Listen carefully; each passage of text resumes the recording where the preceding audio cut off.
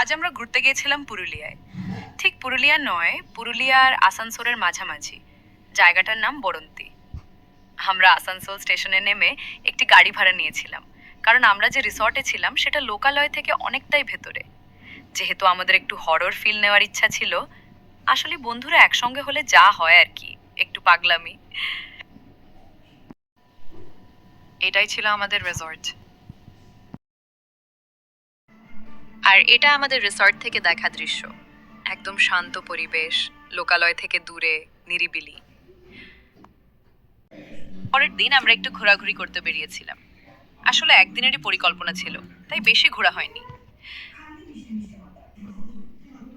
তবে একদিনের জন্য হলেও অফিসের ঝামেলা থেকে মনটা ফ্রেশ করতে যাওয়াই যেতে পারে।